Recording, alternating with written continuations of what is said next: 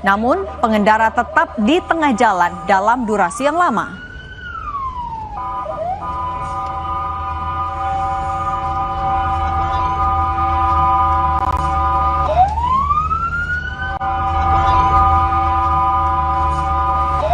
Ketua Persatuan Guru Republik Indonesia atau PGRI Kabupaten Majalengka, Oyo Kartoyo, yang mengendarai mobil plat merah dan menghalangi laju damkar menyatakan dirinya tak ada niat untuk menghalangi mobil pemadam kebakaran.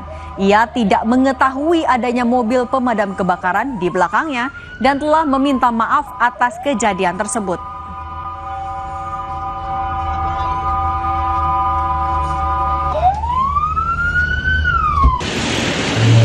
Dari sana tidak kedengaran